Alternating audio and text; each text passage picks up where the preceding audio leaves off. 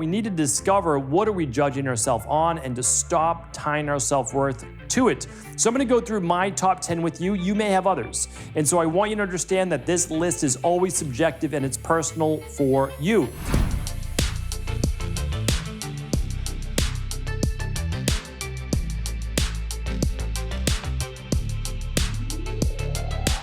Hey everybody, welcome back. We're here today on the Mindset and Motivation Monday. It's hopefully going to be a great week here on the Cabral concept. My goal is to provide you with actionable tips every single day that will move your mind, body, and spirit in the right direction. So my goal on this Monday show is to be able to share with you why you may be tying your self-worth right now to things that begin to move you into a poor mood, lower mood, anxiety, overwhelm, irritability, and depression. And I don't want that for you. And honestly, this is something that we often inflict on ourselves. And that's the hardest part, is that oftentimes we are our own worst enemy.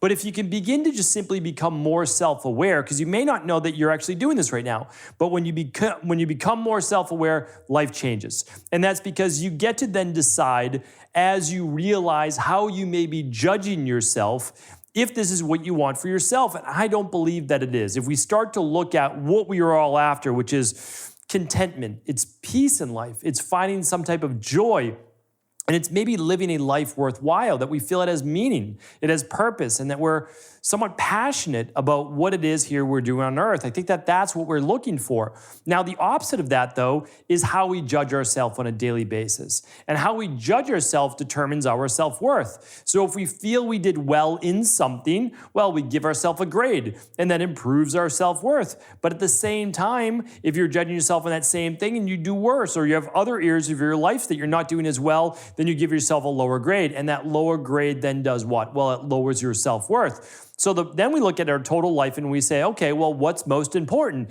And if what you view as most important is a place where you're getting a poor grade that you've given yourself, well, then you feel less happy, that you feel further away from the life that you were meant to live. And so before we decide if those things were even important or not, we need to discover what are we judging ourselves on and to stop tying our self-worth to it.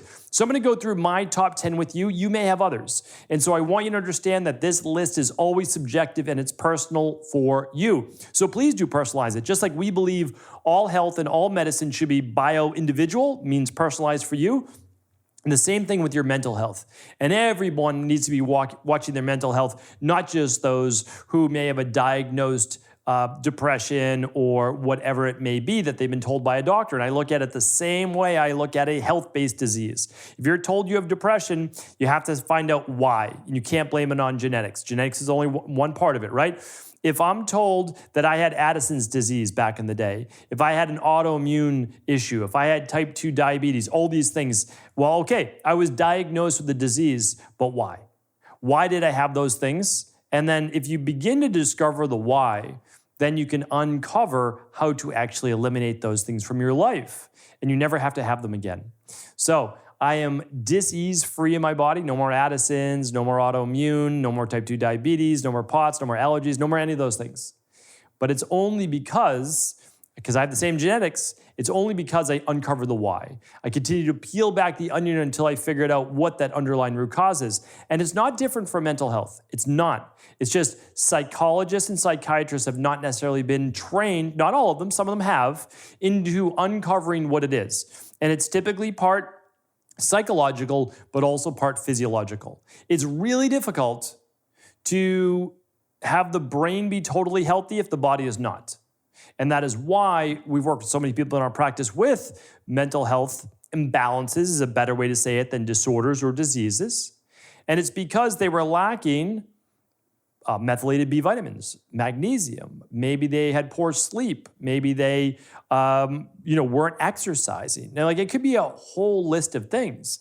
And the nice thing is, when you follow something like the de-stress protocol, when you follow that, you don't need to be perfect in any one area. You can be like 80%. That's good. So you don't have to only be right 8 out of 10 times, right? So that's how we look at it. But let's look right now as to what you might be tying your self-worth to that you can immediately do something about, all right? The first one is this. It's your job.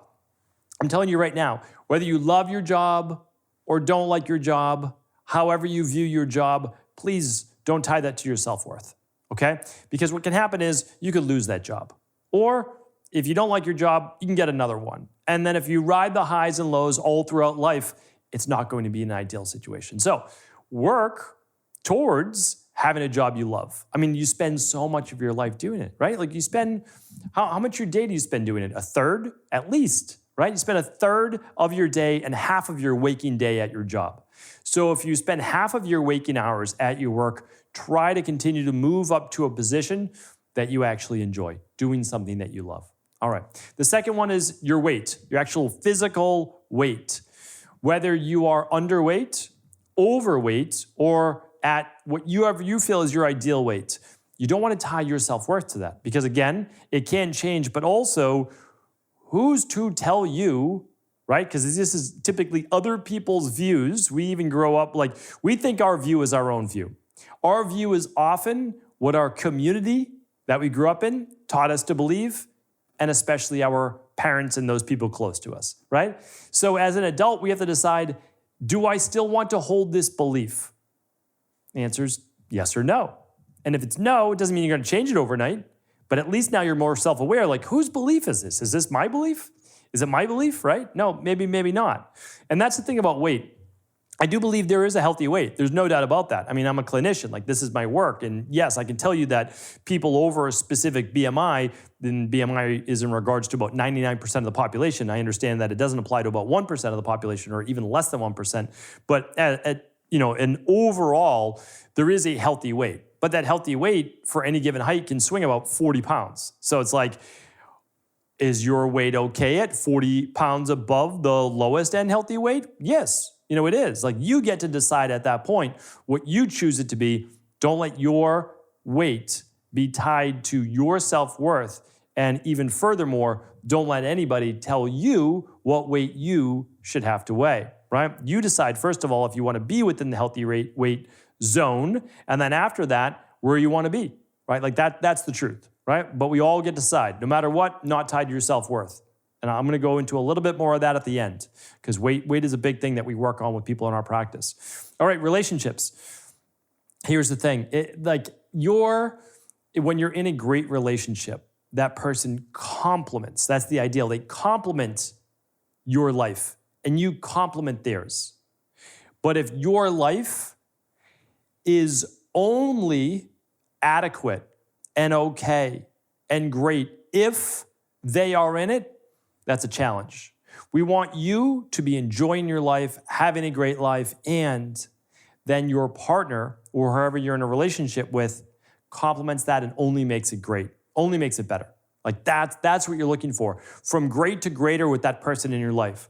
But if for whatever reason you were to break up or whatever it might be, was that your self-worth? Was a relationship or being in a relationship, did that determine your self-worth? So ideally, you have two strong, independent people who know their self-worth, come together and complement each other, not necessarily be dependent on one another. Number 4, if you're in school or you're studying for some type of certification, your test scores do not denote your self-worth. If a passing grade was 70 and you got a 78, it doesn't mean that you are not bright and intelligent and all of those things. It was one test, one class, one grade, whatever it might be. And again, you may be upset by that because you are most likely comparing yourself to other people. Some of those people, yes, they may have got 100 or in the 90s, 99th percentile. Some of them, though, may have gotten to the 50s. So do you look down upon those people and judge those people then as less smart than you? And do you judge the people above you as more smart than you? That's where the judgment game comes in. It is not helpful. Because one day you're in the 90s and another day then you're in the 70s or lower. And on the days that you're in the 70s, tied your self-worth to your score, you feel terrible, right? The days you're in the 90s, you feel great because you're looking down upon other people. You don't want to do that. If you're in the 90s, you can say, I'm thankful, I'm grateful, this is amazing, I studied, I worked, I got a good grade. Sometimes you study, sometimes you work, and you don't get a good grade. Again, if we tie that then to our self-worth, we feel bad about ourselves. I'm gonna really pull this together at the end, so I don't want to give that all away right now. But keep that in mind. The fifth one is your online following. I would have never said this 5 years ago. Like, that's the wild thing about the world that we live in, right? Over the last 5 years, definitely the last 5 years. I know it's been much longer than that now. If I think about it, it's been probably 8 years or so. Yeah, probably about 7, 8 years that something like an Instagram, and I know that that's going to change and it will be dated if you're listening to this show 10 years from now, where it was like, originally it might have been like MySpace, and then after that it might have been more like Facebook, and different things like that. So these things all change and migrate, but it doesn't seem like it's going anywhere, social media, right? And so we judge ourselves based on how many people liked our post. How many followers or subscribers do we have? Again, make great content. Post what you love. We'll talk more about that. Don't base your self-worth on how many followers you have, because again, if you have 150 followers, that's amazing. It's only not amazing when you decide to compare it to someone who has 1.5 million followers, right? So we have to be careful with that judgment and comparison game. The next one is your age. It's something that we can't control, right? Your chronological age is not something you control. Biological age, yes. Chronological age, no. Are you less worthy if you're a teenager? No.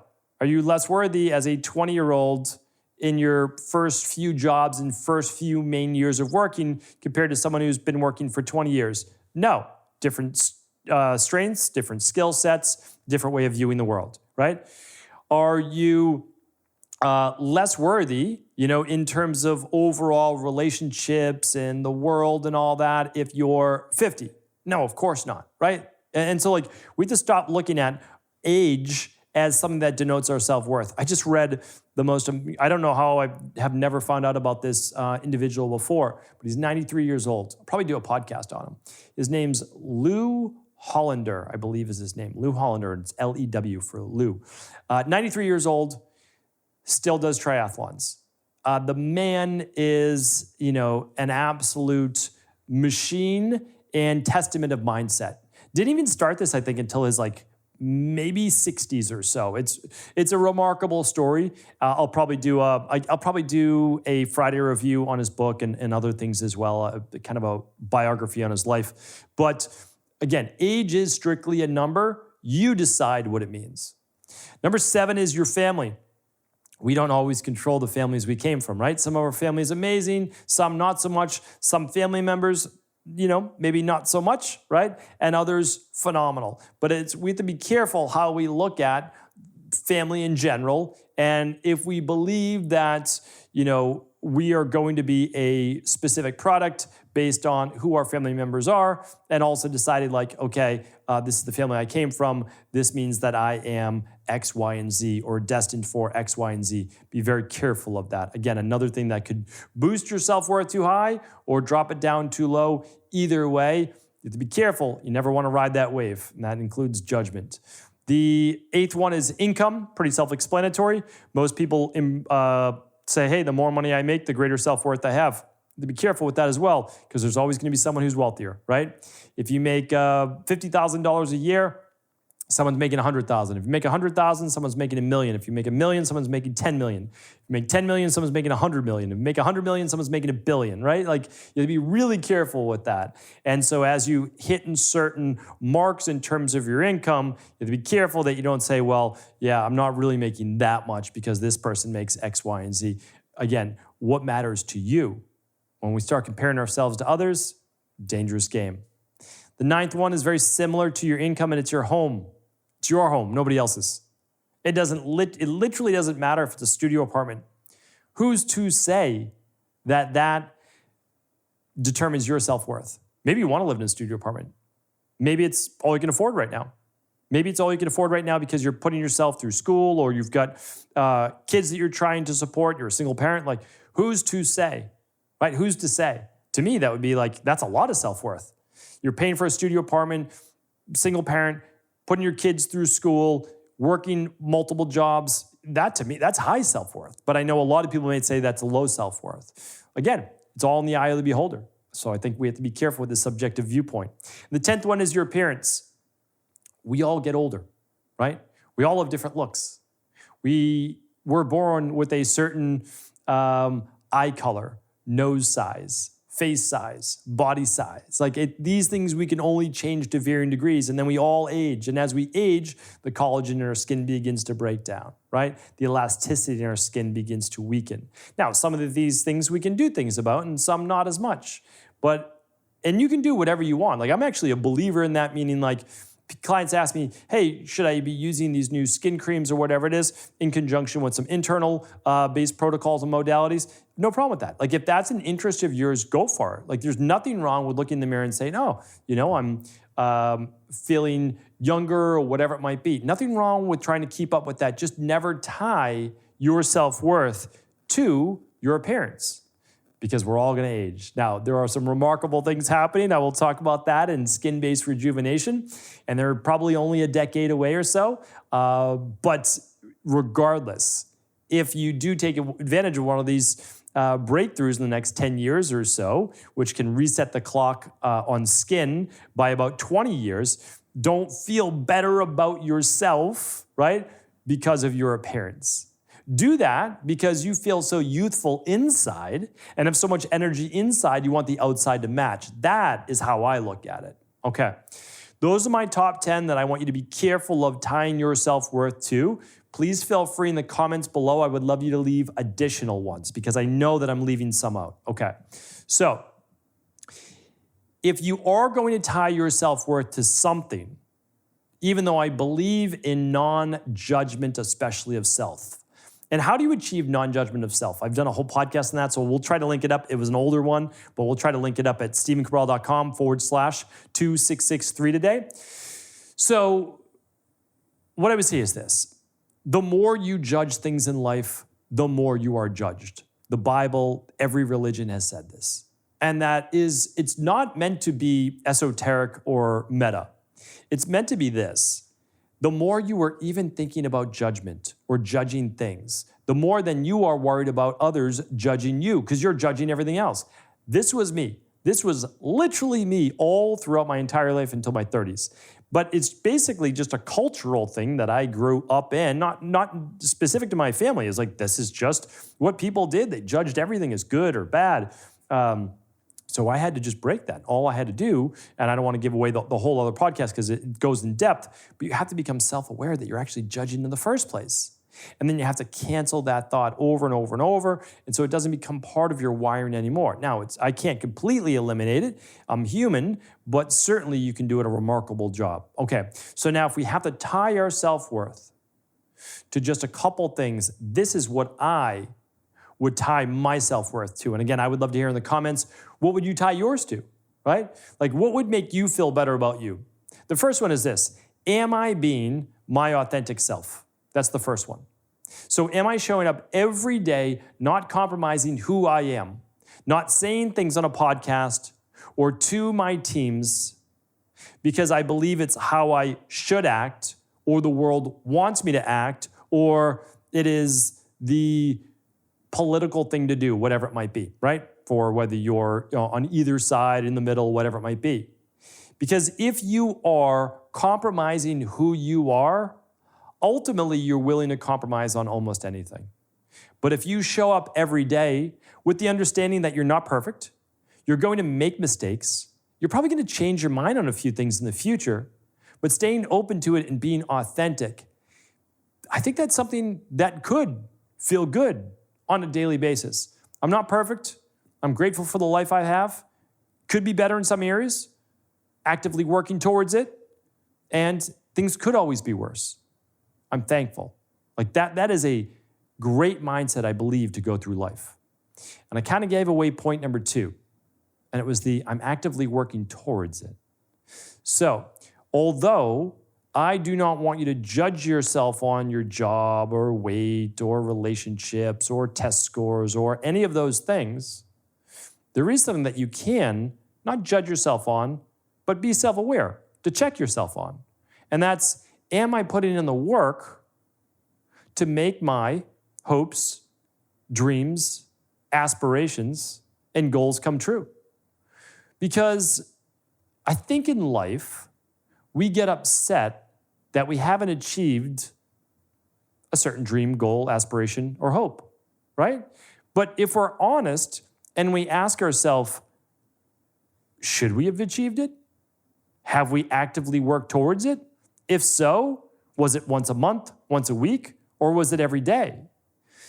And it's my belief that we really can't achieve anything that we're looking to in this life. The problem is that sometimes the timeline isn't just exactly what we thought it would be. Like sometimes, let's say you're 50 pounds overweight and it's a goal of yours that you want to get down your weight. Okay. Well, you didn't do it in the 5 or 6 months that you thought you would. Okay. But that's why don't judge yourself on your weight. Judge yourself on, have you cleaned up your nutrition? Yes or no? How many days per week? Right? Like how consistent is it?